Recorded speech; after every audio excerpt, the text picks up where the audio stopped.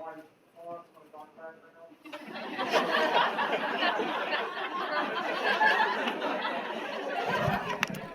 So I wanted all the older people to be there. But I'm Jason Jones, I'm the Human Development Institute at the University of Kentucky.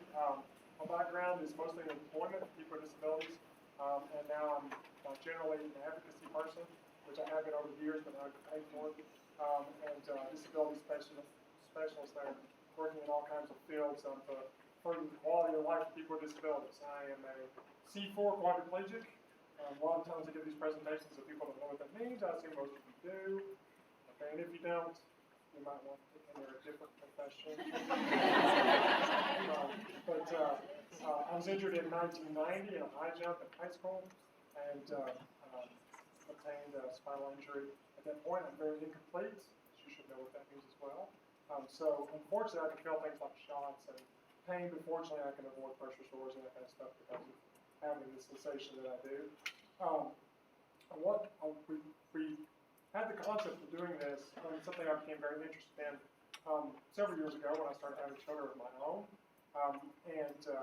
You're literally talking to someone who's rewriting a book at this point on parenting with disability, and this is a great way to kick off some of the information we're trying to obtain. And hopefully we can get some information out to you. I'm on a panel with some really great people, and I'll let them all introduce themselves in just a minute. I just want to set this up a little bit, okay? So please be astonished by this stuff, all right?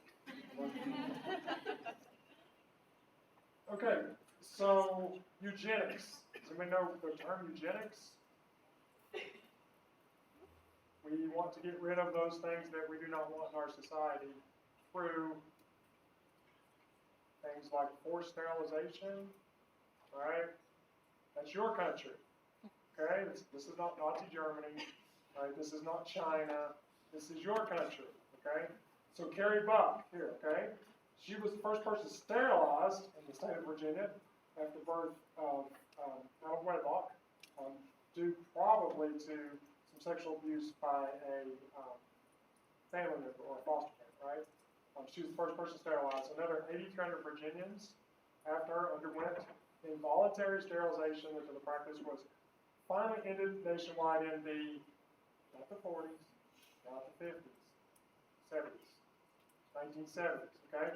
Virginia Sterilization Act was mostly, keyword there, repealed in 1974. The Supreme Court has never expressly overturned Buck versus Bell, okay? So, this is great, just for Oliver Wendell Holmes. Have you heard that name? No? So, one of the most famous Supreme Court justices, okay? He wrote, in his opinion, in which the court ruled that a state statute permitting compulsory sterilization of the, quote, unfit, right, including the intellectually disabled, for the protection and health of the state, for the greater good, okay, did not violate the due process clause of the 14th Amendment of the United States. And this was his quote. Okay? Instead of waiting to execute degenerate offspring for crime, or to let them starve for their imbecility, society to prevent those who are manifestly unfit from continuing their kind. And my favorite quote, 3 generations of imbeciles are enough. Okay? The early days of wanting to be a parent with a disability. Okay. So, when did forced sterilization for people with disabilities cease? 1979 was the last legislation. 79. I was born in 74. Do the math real quick. I was born in 71, so thank God. There you go. My disability lawyer. Yeah, exactly. So, this is a new case, okay? 2019, Candy O'Neill, a veteran and quadriplegic mother, forced face, I'm sorry, very small print. Probably be better if it was white with a black.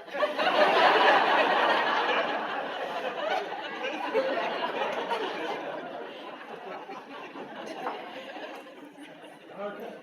Is Beth in here? Okay, all right. I was listening though, you know that, right? faced an unexpected battle when her former boyfriend filed for custody of their 10-year-old son, alleging that O'Neill was not a fit and proper person. In 2009. To care for their son and their disability greatly limits her ability to care for the minor or even wake up if the minor is distressed. Okay? Oh, I can make it bigger. We're going to take 5 minutes for y'all to read this. All right. Didn't you do this like I did this like, it was much bigger on the screen. Oh. So, refuting the allegation, O'Neill demonstrated her ability to care for their son. Indeed, she had prepared for motherhood by working with an occupational therapy program for expectant mothers and parents, adapting her house for parenting, securing adapted baby care equipment, and using personal assistants to help her as needed. Okay? Illustrating the bias that pervades the family law system or attorney who is not affiliated with the case remarks. Certainly, I sympathize with the law. Let's sympathize with her. But, right, assuming both parties are equal in other aspects, isn't the obvious better off than the father?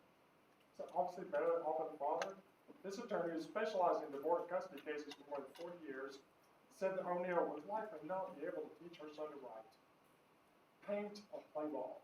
The attorney asked a news reporter, what's the effect on the child? Feeling sorry for the mother and becoming patient for the parent? Okay? This is recent, all right? So here's some stats, all right? And you can read over these, right? They're pretty, they kind of speak for themselves. They're going to have to. I can't speak for them. But the thing that's really amazing is look at all the states at the bottom, right? In those states, and the District of Columbia, disability can be the number one and only factor needed in determining custody of a child. So you could be seen as unfit to take care of your child just because you have a disability. Now, the caveat to that is during the Obama administration, there's been a lot of legislation that moved forward to kind of eliminate this. And although a lot of these are still in the books, they're not as enforceable as they were at one point. Okay? So now you have a basis for why we're doing this. Is everybody pissed off now? Yes. That was the point. All right. So these are my kids. This is Micah, who's 11, and the top right-hand picture is probably the most recent. He has super long hair, and I'm okay with that because I swore when I was a kid and my parents made me cut my hair that I would never ever say anything to my kids, and now I don't have hair. So I'm gonna let him rock it while he's got it. So and something I want to point out, and I think all of us will point out our different experiences, is that I was lucky enough, Micah and Bryce were had naturally. There's no adoption, no fertility issues or those kinds of things. We just did it the old-fashioned way, which is the best way. So, yes, we can. Yeah. So, and that's a common misconception a lot, I think, for people with disabilities is that you had to adopt. And that is the case in a lot of situations. It's definitely not a stereotypical way of looking at things. We have sex all the time. Not us. All the time. We don't have sex. That's good. We probably should. Yeah, that's it. My bad. I was gonna say, I've been married 22 years, and been with my wife for 31, so it was a while. Yeah. That way, Yeah, the same, yeah. Not as much. Okay. So I just wanted to make sure that everybody knows that and some of the things that we talked about before, a lot of that legislation stuff came out stereotypical ways of looking at things. I will assure you of one thing as you listen from everybody on this panel. We're all different, right? We all have different situations. We all have issues one way or the other that help us and hurt us depending on the situation with our children. And I can guarantee you it's not going to be any different for any of you all when you have children, or if you already do, you already know that. Just know that. The biggest thing, I'm going to get a drink. Right? Talk amongst yourselves. Okay. I'm gonna get a drink too. it's $15 an hour just to do that. Yeah, I do. I'm joking. She's one of my colleagues at UK. She's much smarter than me too. And we'll all talk a little bit about kind of our experience and those kind of things. But one of the biggest issues for me was a lot of head games before I had children. I'm worried about things like not being able to play catch with my kid, or not being able to pick them up when they fall, and not being able to be alone with them. And something that was hard to accept early on, and to the point where I think some people don't even enter into that idea of having children because of those things. I will say without a doubt, look at these pictures, there's nothing better in my life, probably will never be anything better in my life, and the experience, all the angst and stuff that I had before I had children, pales in comparison to all the great things afterwards. Now, there are days where I do question why I had children. But that really has to do with my disability. Usually it's just they're talking back. So, again, I'm Jason Jones, and I hope you have a lot of questions at the end. And I'm going to turn it over to Chastity, and you go ahead and talk about all such. Okay. Oh, yeah. I want to first start out by saying that I am pretty sure that Donald Glover is in our training right now. And right now, I'm looking at this black man right here back to back. And I'm certain that Childish Gambino is in the room. And we need to all take a moment to give his autograph because, oh my God, that just happened. And none of you white people noticed, but I did. So I just want to go ahead and put that out there. All right. So, no, seriously. My name is Chastity Ross, and I am, do we say how old we are? Can we do that? Well, I was born in 77, so you guys can do the math on that one. And I had children also the old-fashioned way. I have two kids. One is Hunter, he is 16, and you will notice that he is full-fledged Caucasian, and one is Julian, she is 12, and she's biracial. So, my first marriage, I was married to Greg, and we were going to be foster parents.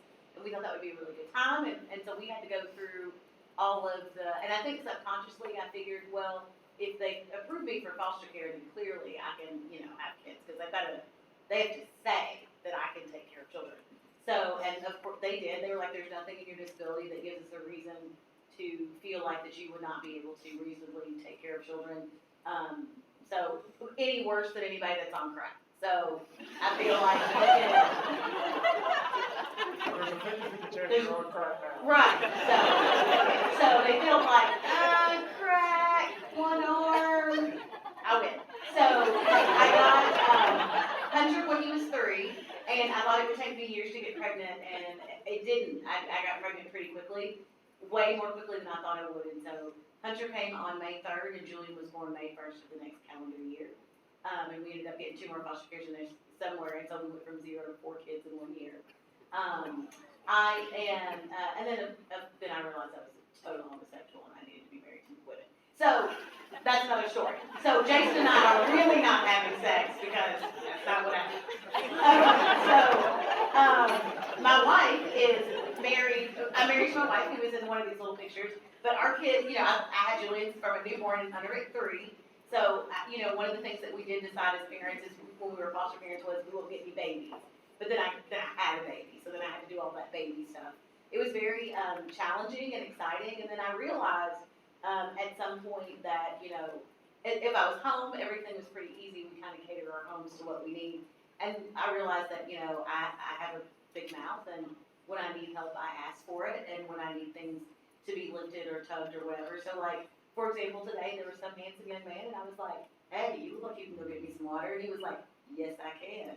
So I got water from some random dude. And now, why I did that is because that's also kind of what I do in the community. When I needed a car seat to get moved from here to a buggy, when she got to be too heavy to do that, I would just ask for help because I live in a small town. And 99.9% of the time, everybody's going to go absolutely, and they're going to help you. So it just kind of depends on what you're comfortable with. I had no issue with saying, hey, do you mind to lift that, grab that, pull that, get that, put that. Some people do. Some parents are like, I want to show you that I can do everything. It's not really my bag. I'm really fine with allowing other people to be a part of the raising and the rearing of my children. I nursed my daughter, and I will tell you why I nursed her, because that was one of the only things that I could do that was just mine. I knew a lot of her care would happen from other people. There would be a lot of lifting with other people, and there would be a lot of carrying on her hip that I couldn't do at a very, very young.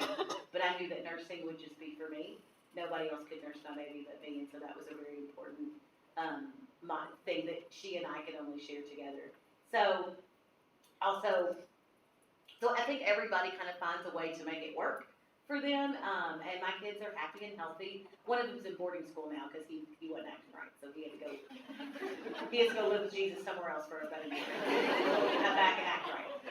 Our daughter is the 12-year-old. She plays soccer. They did do a lot of, when I was pregnant, there was some concern, like, oh my God, and nobody really wanted to say anything, and everybody wanted to be like, is this gonna be okay, or what's your baby think I'm not looking like? And I'm like, I don't know. I mean, we'll see. And so, a quick story before I pass this along.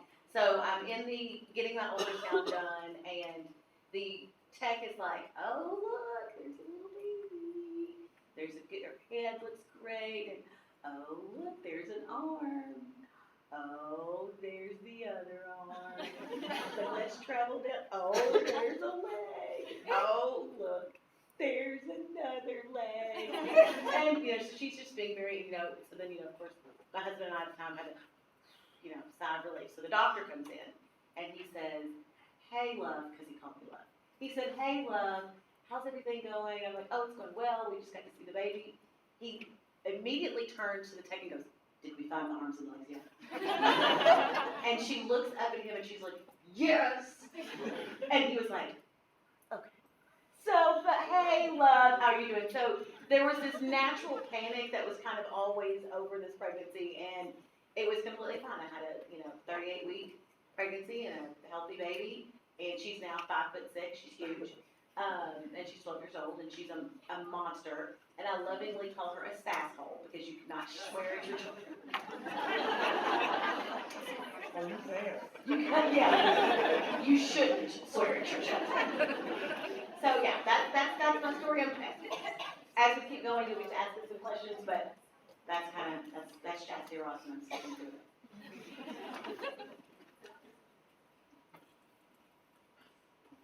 All right, good afternoon, guys. My name is Donna Fox, and oh gosh, I was born in 1965. I have two children, and Matthew is 28, and Brandon is 24. As you can see, they're kind of tall. Speaking of the monsters, Chastity. Yes. That is me standing between those guys. They are 5'5". They are 6'5" and 6'3". I'm convinced I'm supposed to be tall. There's my proof. I was diagnosed with juvenile rheumatoid arthritis when I was 4, so I tell people that that's what stopped my growth, but I was supposed to be 6 foot tall. I'm convinced. So my story. Again, I was diagnosed with juvenile rheumatoid arthritis, and I have it in every joint in my body. So the thought of having children was just a thought. I was actually told that it wasn't going to happen because the issues pertaining to my pelvis and to my hip area, I wasn't going to carry a child. It was kind of sour grapes, I guess, for a while. I was like, if I can't have them, I don't want them. But I did date, and I did have sex. We do those things, as my panel folks have already told you guys. And I was told that I would not date. I would not get married. I would not get pregnant. I would not have children. I was 15 years old when I was told that. I thought I was already in trouble because at 15 I had a boyfriend. So I already was doing something wrong, but that's okay because that kind of set the path for me, and I kept doing a lot of things wrong. Eventually, I did get pregnant. I lost my first pregnancy, so again, they were wrong. They said I couldn't, and I guess I can't. But 2 years later, I got pregnant, and this time I carried for 7.5 months, and that would be that 6'5" specimen that started out at 17 inches and 4.5 pounds. But the thought was that they were right. They said I couldn't do it, so I guess I can't, but I proved them wrong. actually on birth control because they said I couldn't, but I did, and I wasn't sure I wanted to again. So I said I better do something about that, and I was on birth control, and it didn't work. And Brandon was determined to arrive, and oddly enough, he arrived on his brother's birthday. They were both born on May 5th. So when I was pregnant with Brandon, my pregnancy was proceeding pretty well until I had to go through some prenatal. I went through some prenatal stuff that was okay, but then when I went through the actual pregnancy testing, my AFP test came back very low, which was indicative that I might have a son who had Down syndrome. At that point, I was taken to my doctor, very concerned. I was a single mother. The day I found out I was pregnant with Brandon, Daddy decided he didn't want this surprise. So I became a single mother, and immediately I sought counseling, went to the doctors. Counselor said, you might want to think about abortion. Because, look at you. How can you take care of 2 children? It was almost indicated that I was going to have an abortion by them, not me. My mother was with me on that appointment. I looked at my mother and said, when I was 4 years old, did you want to terminate me? Because that's how I was when they found out that I had rheumatoid arthritis. She said, well, no. I said, well, let's get the hell out of here. So we left. Brandon arrived 4 months later, and he had asthma. So like I tell people, right? Like I tell people, you want to be to abort an asthmatic. But Pretty serious. that is very serious. How about asthma? So again, I felt like I kept kind of beating them down with the you can't and you shouldn't and you wouldn't. But I was a single mother. That was where the challenge came in. Because obviously, car seats, oh my gosh, car seats are like The worst. the worst. Okay, I actually have grandchildren now, and one of them is 3, and I get her every weekend, and we revisit car seat hell every weekend. I literally use a screwdriver on that button and pray to God every time that I hit that button and the screwdriver does not move. Been there, right? So it's the things that we have to do. It's the accommodating. I think as a mother, and I'm not saying that this doesn't happen with fathers, but I think as a mother we come sort of with a different set of roles. You're the mom, you know? So you're supposed to be able to do this. So you're supposed to be able to do that. And I think that fear may actually be in mothers who don't have a disability as well. Because you always wonder, am I going to do right? Am I going to be a good mom? Am I going to be able to do these things? And I can tell you that car seats are even for those who don't have disabilities. I actually was really excited when someone in a parking lot asked my husband to undo a car seat for her, and I told her that I do that all the time, and she was quick to say, well, I don't have a disability, I just can't push the darn button. So, so it happens. But I think what happens is we have these expectations as mothers, whether we're non-disabled or disabled. But obviously, I think for myself, those fears increased because of my disability. Was I going to be able to do the things that I had to do? Was I going to be able to change diapers? You guys have Velcro now, you got it made. We had tape on Pampers back in the day, and that tape was really good. It was like duct tape on plastic, okay? So it wasn't easy.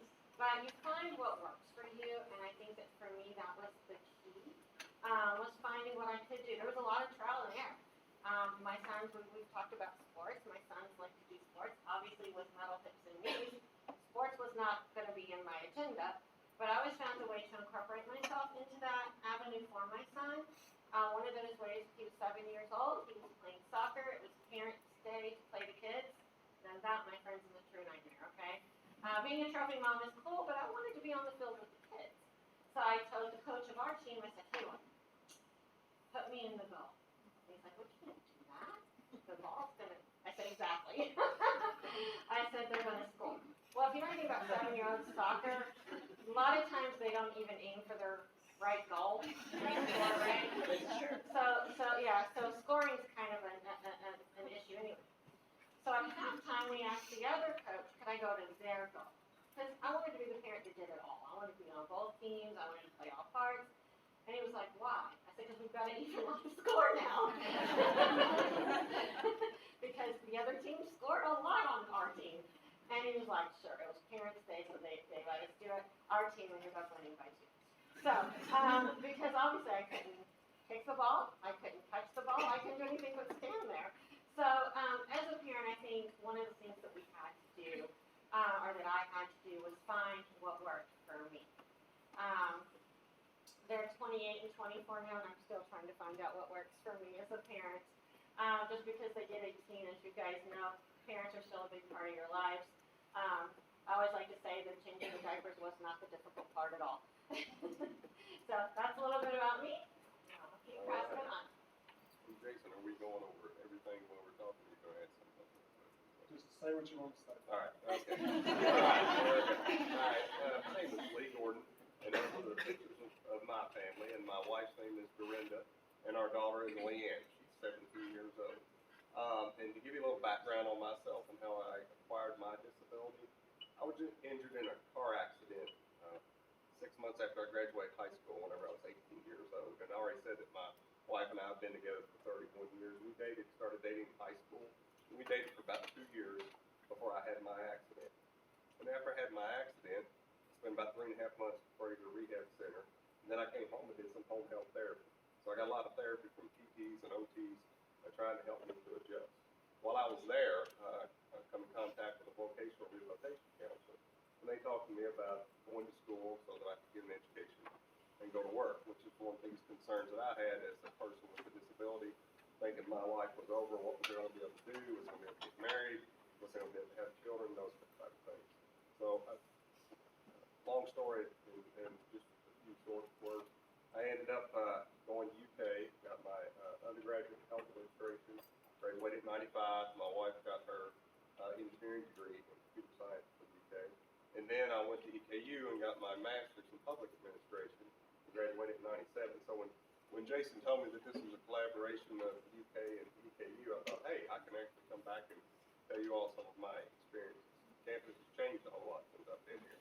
And there wasn't a lot of stuff here. That EKU actually made the first accessible apartment for my wife and I whenever I went to graduate school here. They had no accessible apartments, and they just gotten a grant. And the new disability coordinator at the time worked with me on making the apartment accessible. They've now tore down that building.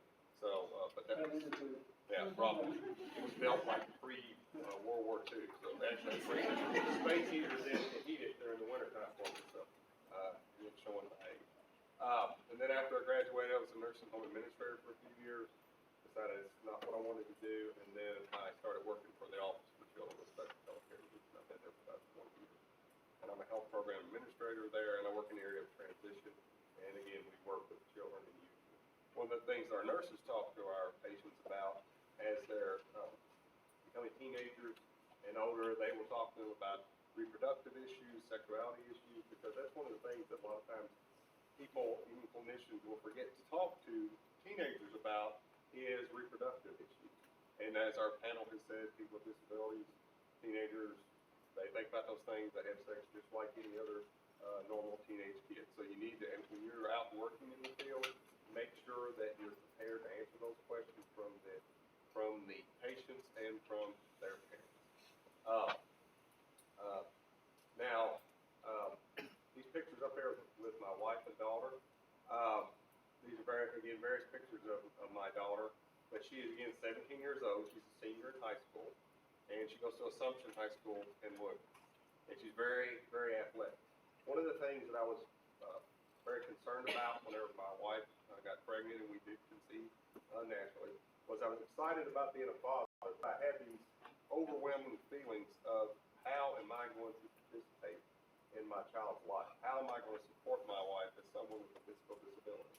So one of the things that I have learned over the years is it's not so much what you can do physically, it's what you can do emotionally. The fact that you're there, that you participate, that you're in your child's life, that you're in your spouse's life, that you support them and do what you can, because we all know of parents who do not have disability and they don't support their spouse, they're not involved in their child's life. So whether you have a disability or not, the fact that you are there and you are supportive and you're involved and do what you can to show them that you love them is what really all boils down. Some of the things that we did to overcome some of the obstacles is when Lynn was a baby, I was afraid that I would drop her. So my wife looked around and found this sling that she ordered from, I think, Babies R Us, that we could put her in and could strap her into the sling. And it had a strap that would go around my shoulder and hook to on the hook of my chair so that I could hold her in my lap and wouldn't worry about dropping her on the floor. And then I could hold the bottle and feed her the bottle.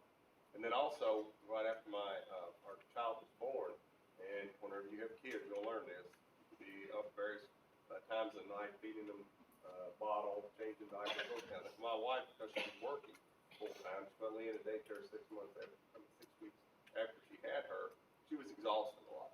So a way that I could help with that is we had an adjustable bed.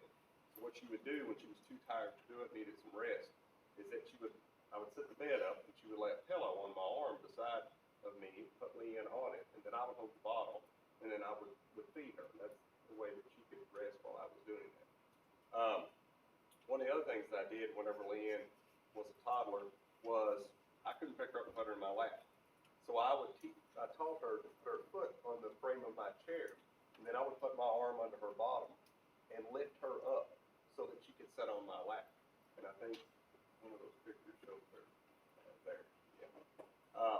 But those are some of the things that I would do to work with her so that, to be active. Now, I mentioned Leanne is a senior and is very athletic.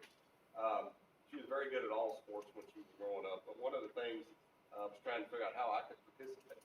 Well, when she played t-ball, I could hold on to the ball, kind of put it in my fingers, and I could sit back and underhand it to her. But she was, again, very good, very athletic, and she knocked the crap out of the ball and made me with it. So the regular t-ball would get to where it hurt. I'd even get behind the lawn chair and try to hide behind it.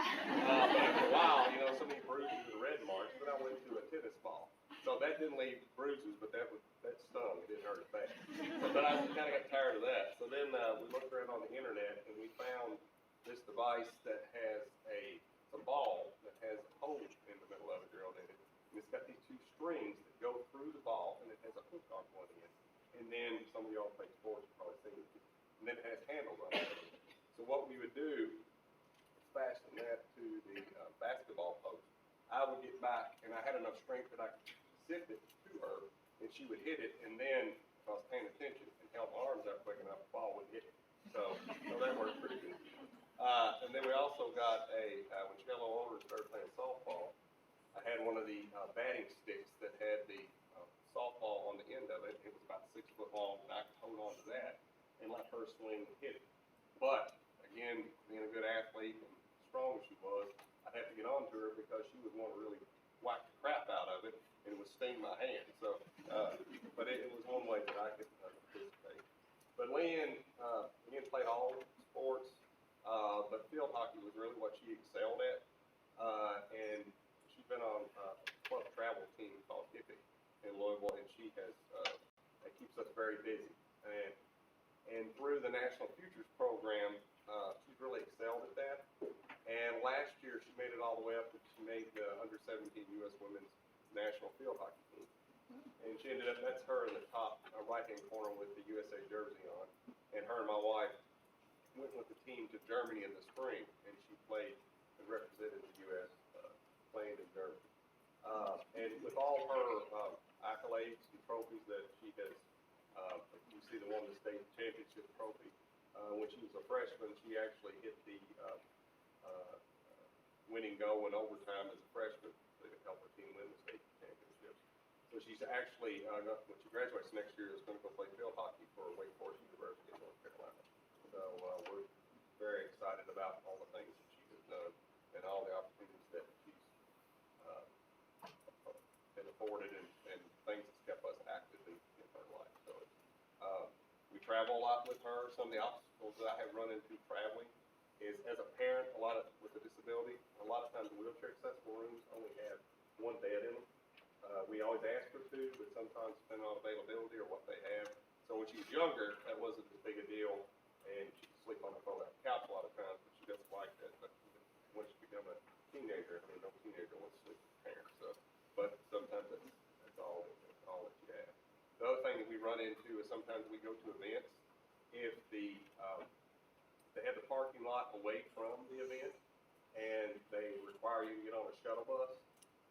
there's been times we've been and they didn't have accessible shuttle buses.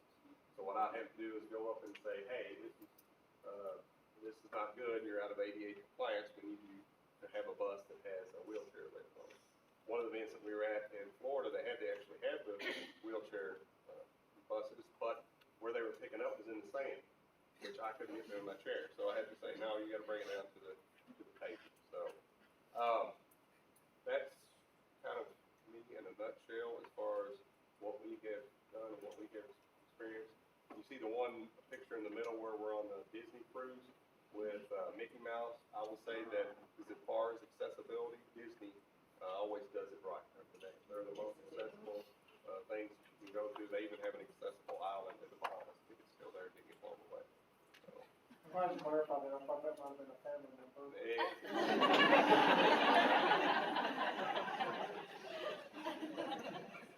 One thing I forgot to mention is, I have one arm and, one leg and scoliosis, and there was this shark and that, no, I'm kidding, I was born. I have no exciting story at all. I was just born, since I had congenital birth defects, that was probably one of the reasons why.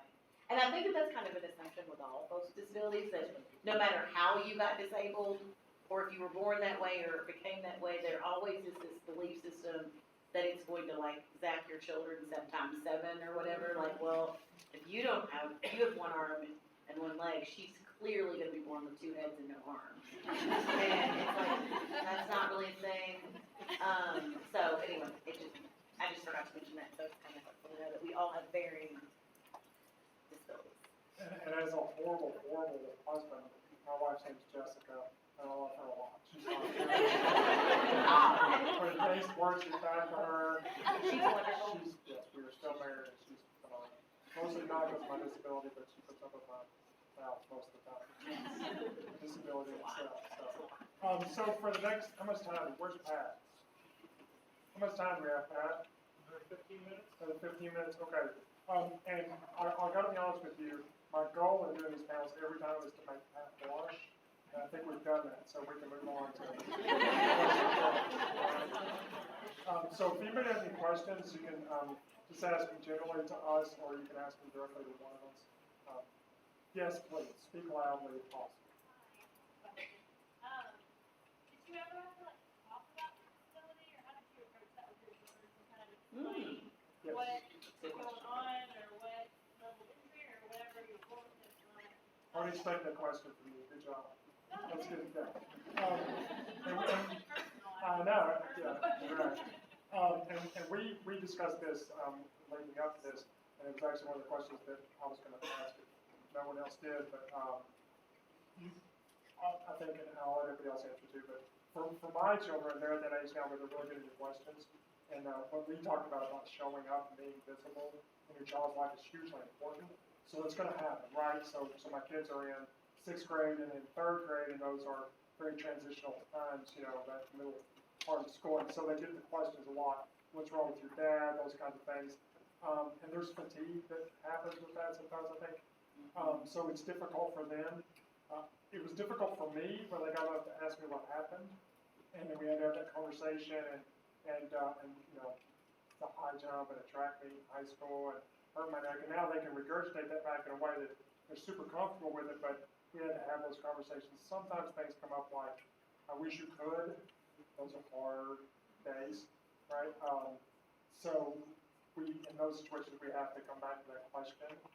You know, well, dad has to do things a little different, that kind of stuff. And you know in the continuum of life that at some point there's going to be issues. And I didn't enter into that lightly.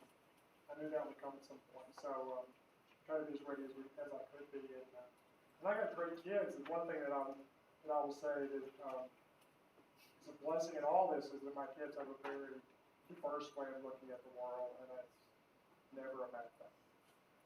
One of the things that I will say is when we go to a new school or new events and kids hadn't been used to seeing me, one of the things, particularly when Liam was young, was Jason mentioned about the questions. I always, particularly when kids were little, get to go, well, why are you in a wheelchair? Why do your legs not work? I mean, that's just something that kids will ask. And I would explain I was in a car accident, broke my you'd always have that one kid that most kids, one time you explain it and that was good enough.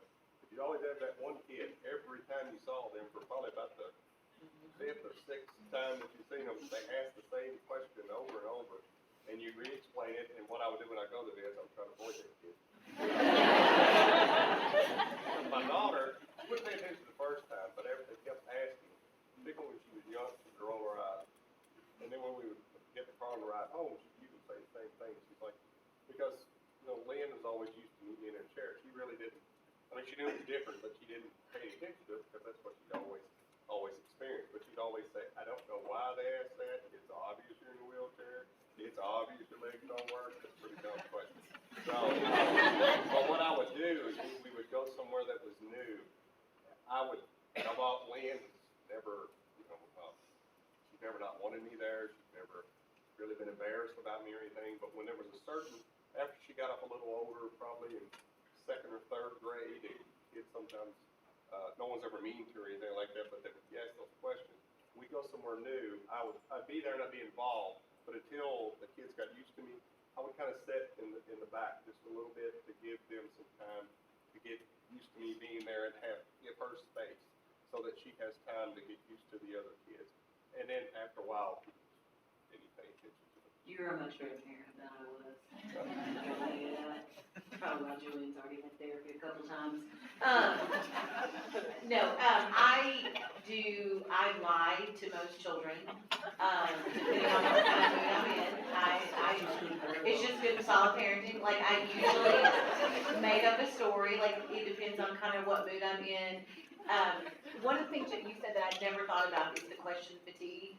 Like, our kids do get to a point where, like, they either answer for us, like, they'll go, she was born with one arm and one leg, and she came when and Julie, my story is always, when I came out of my mommy's tummy, my arm didn't come out, and whatever, it's some sweet story like that if you're real little. And then they're like, are you still in there? I'm like, that's not a good story, I should rethink that one. To most little boys in that, like, 5 to 8 range, I just go, I'm a transformer. And they're like, oh my God, that's so amazing. Can you transform right now? And I'm like, nah, bro, I'm inside. Whatever, it works. But like, our kids really do get a lot of questions. They do get a lot of having to hear us say these same exact things. But everywhere we go, grocery store, Walmart, T-ball, church, like everywhere we go where people don't know us, little kids come up to us and ask us like 2 or 3 questions.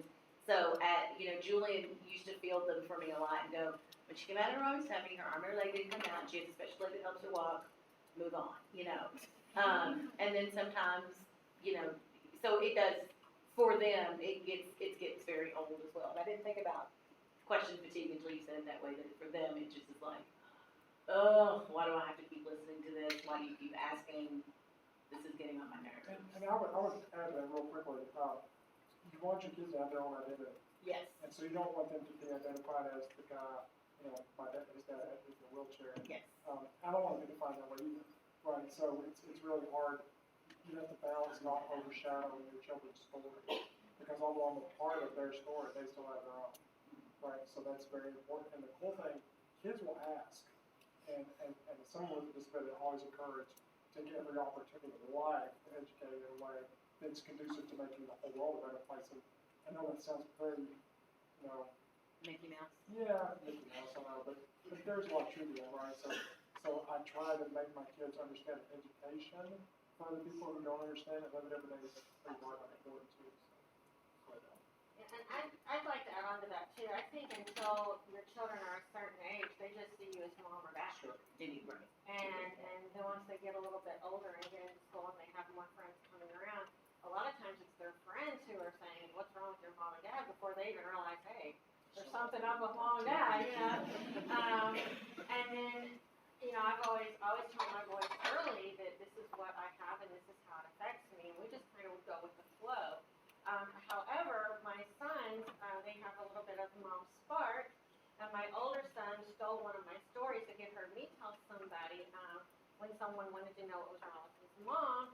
He's like, dude, she was on acid and tripping. On her feet were spiders and she started killing them. Don't do drugs. I like that. So, it works all kinds of ways. And they are always listening. So any other questions? Hope we're good with it. We got 5 minutes. Childish Gambino. Childish Gambino. You may have the floor, sir.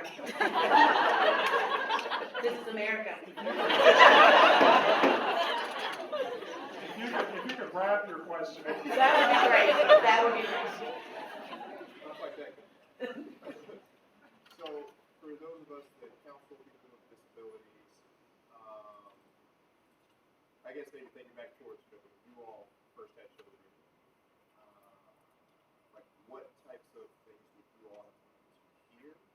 Like say that they're, hesitant to have a child or even adopt, or maybe they're, they or their significant other have just become pregnant, they're scared or unsure. What would have made you all feel better? How should we kind of walk them through things? What some resources? As your biggest fan, I'm going to answer that first. I'm going to try to do the thing where like whoever's talking is on the picture. Not cool. Clever of me. I know, right? I wish, one of the things that I think is important to let people know is we let other people know this, but we do forget to tell people with parents with disabilities is you probably won't kill them. Like, children are adaptable and they will do whatever they need to do to be your child. They are not adjusting to the 2-armed person across the street. They're adjusting to the 1-armed person in their house. So very quickly, Julian figured out that her mom only had 1 arm and she would help. So when I would go to pick her up on one side, she put her one hand down and she put one leg up, and then before you know it, she's really guiding herself into my arms. Like children adjust to you very, very, very fast. And you know why? Because they don't have any reason not to. There's nobody telling them, well, no, you can only do it this way. So they are just going to adjust to the mom and dad that they have. So one of the things that I would definitely say early and often is, however you need to do what you need to do to take care of your child is not going to like stand up in the crib and go, I'm not really feeling the way you're changing my diaper with your 1 arm, and I'm going to need you to get your life together. Like, they don't do that. Like, that's not a thing. As long as they're, you're not dropping them on the floor every day, and sometimes you do that too. And they're fine. Yes, we all dropped our kids, because everybody drops their kids. Like, it's not new. Like, I'm sure at some point Jason was zooming around his house with one of his sons, and he's like, oh, that's the wall. I mean, it happened. That was yesterday. I remember having Julian on the bed, and I was pretty sure she couldn't roll over. I was wrong, mistakes were made, she was on the floor. But like, every one of your mothers dropped you, accidentally pinched you, accidentally kicked you. Some of them did it on purpose, but that's a whole other class. And so, if you could just remind parents that none of us get out of this without accidentally scathing a little bit. And again, if you're not on crack, you're still doing better than a crackhead. So, I would say too, the concept of Mr. Rogers' concept of find the helpers. Right? Yes. It's a very great way to live in the world. If there's any blessing about disability, you really get to find a column, for the lack of a better term, like the angels among us. People will help, right? And one of the biggest things is I very much believe in the mentor sort of feeling in life, and Lee was a great resource for me. His daughter is 6 years older than my oldest child, and I just remember pounding him over and over and over with questions. How did you do this? How did you do this? And that's really the greatest question. Sometimes being the smartest person is going, I don't know, but I know somebody that does. I know somebody you can talk to. Let me find you a resource. Let me get you in touch with Jason or Lee or somebody. I heard this guy, whatever those things are. Man, that's where the meat of life is, right? Because you develop a relationship with somebody that's been there and done it, and then I know, not to drop my child, but Chastity evidently doesn't. I No, don't know. But seriously, those relationships that you develop, if you can connect people, I think that's the biggest, you know, And it no helps resource take- management. It helps take the worry out of your mind as well. I don't know if I can do this or not. Connect, talk to someone who has done that, has been there, it helps you feel the confidence in your parenting ability. And I will say I did run over my daughter one time when her was little. But it's with the power chair, and all little kids want to do this. They want to grab the joystick because it's lit up. But from her, from a young age, I always told her, don't grab that controller here, so because you can get run over, you can hurt yourself. Well, I mean, she knew not to do that. But one time I had my uncle on the phone, and I'm holding onto the phone, and of course, being a quadriplegic, my balance isn't the greatest, so for me to lean over, I had to hook my arm, and normally I would turn my chair off, I wasn't thinking. She was next to the couch, and I leaned over, and my wife was sitting right on the end of the couch. I said, oh, here, Uncle Jim wants to talk to you. Well, she comes over to me, and I guess I didn't have it low enough, and what she does is she grabs the controller to raise herself up, and when she did, that chair was a little quicker jumping than the one I have now, and immediately when I started, I couldn't get the chair off, and bam, run up over top her leg, and I just was mortified. I thought, oh my God, I broke my kid's leg. He was probably about 1.5 at the time. And luckily, Lean's always been tough. She doesn't really cry a whole lot. She didn't really cry that much. She just got to scream and holler. And she had a little bit of red mark, but she was fine. She wasn't no bones broke or anything like that. And I was like, that's the reason why you don't grab Dad's controller on his wheelchair. That's how you Oh, learn. she never did that again. So, how you learn. anyway. Stick your finger out life socket, you'll find out why. Yeah. And I think the one thing that people have to realize, if they're a person with a disability and they want to have children, is that the struggle is real for parents who are non-disabled. And I think as a person myself with a disability, I actually forgot that parents who do not have disabilities run over their kids too and drop their kids. So don't be hard on yourself. I mean, being a parent's tough, no matter what. The rewards are amazing. But if it's something you think that you're able to do and you really want to do it, my theory is go for it. And I will say what Jake was talking about, your support group and your angels. My parents have always been, both my parents and my wife's parents have been very supportive. But my dad has been very supportive with us because one of the things was whenever my wife got pregnant, and she still took care of me and would do all my personal care and get up in the mornings and night time all the way until she was within a few days of having Leanne. But after she gave birth, she couldn't do any lifting for 6 weeks. Well, fortunate, my father had recently retired, so he came and lived with us for 6 weeks so that he could help get me in and out of bed, and, so I could go to work and at nighttime and those kind of things. So Leanne got to spend a lot of quality time with Grandpa. Although I know a lot of people think, okay, I love my in-laws, but I don't really want them living with me. But trust me, if you have a good relationship with someone with a disability with your family, having them there to be a support person. But there are times that my wife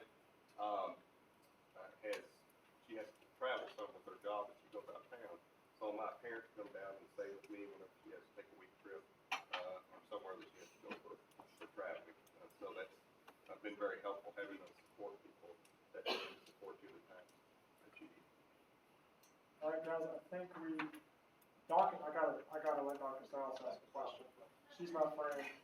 Go ahead. I don't have a question as much as I have a statement. So again, most of us in this room are we live for our patients.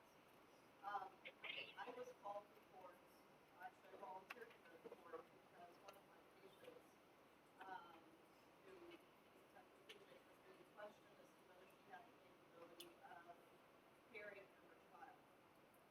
And a lot of you might be placed into that position, okay? And, I knew her as a patient,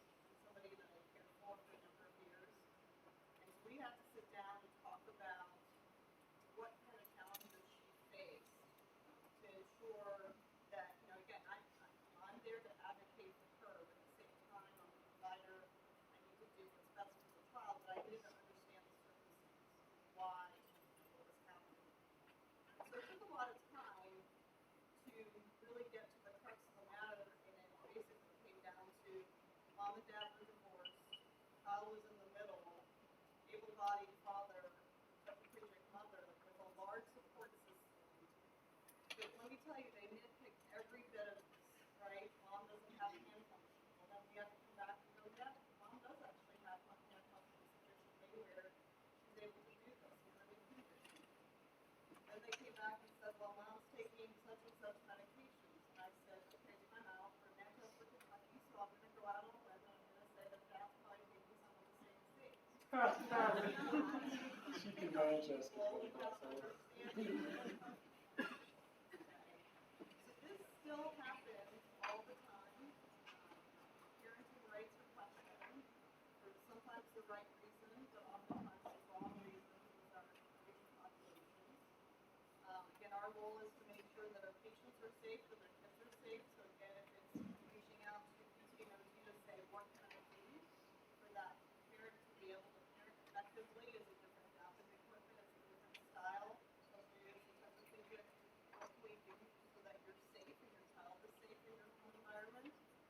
Having the conversations from a fertility perspective to say, again, I understand as a patient you have to take these medications, but there's a way to work around it for you to get pregnant and not, not feel that you are impacting your field of health. So there's all these factors that come into play when you play in that group. Don't forget the place of advocating.